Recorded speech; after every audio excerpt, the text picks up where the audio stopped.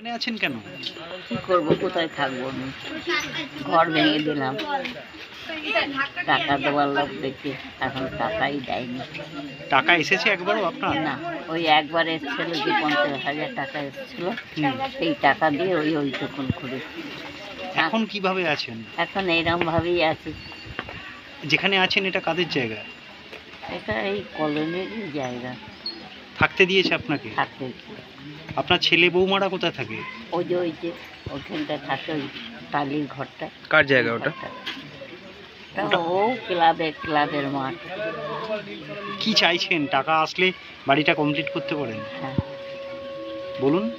হ্যাঁ, টাকা এলে আমি বাড়িটা করবো। বলুন কি সমস্যা? হ্যাঁ বলছি, আমাদের প্রথম কিস্তি পেয়েছিলাম আবাস যোজনার জন্য, 50,000 টাকা পেয়েছিলাম। বাড়িটা ভেঙে ঠিকঠাক করছিলাম, কিন্তু দ্বিতীয় কিস্তি আর পাইনি। আমাদের যতটা করা হয়েছে সব আবার নষ্ট হয়ে যাচ্ছে।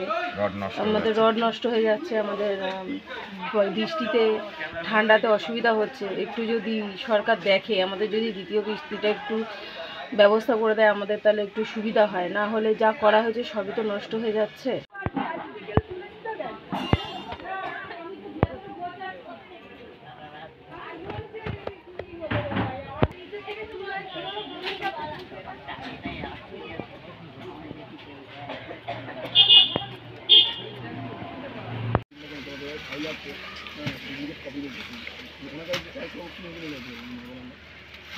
পাবলিক ভাবছে যে এরা ফাইলগুলো নিয়ে জমা করছে না।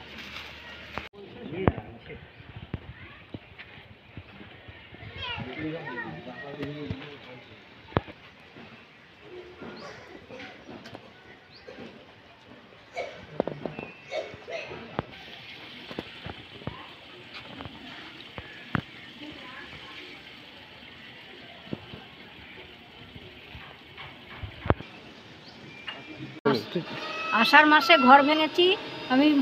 যাচ্ছি পৌর মিউনিসিপালিটিতে, হরিদার কাছে যাচ্ছি পার্টি অফিসে। সেখানে গিয়ে বারবার করে টাকার কথা বলছি, কিন্তু তারা বলছে এখনও টাকা ঢোকেনি। আমরা কি করব? এখন বর্ষার সময় খুবই কষ্ট করে রয়েছি, আবার এই শীতেও হাওয়া বাতাস ঢুকছে, খুবই কষ্ট করে রয়েছি।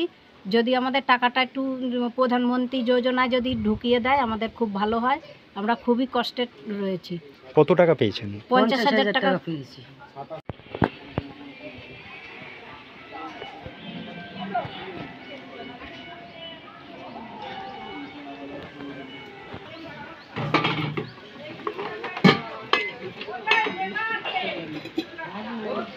আরে ফটো তুলবে, যে আমরা বাড়িতেই আছি, কাজ বাজ করছি, সেইটা দেখাবো।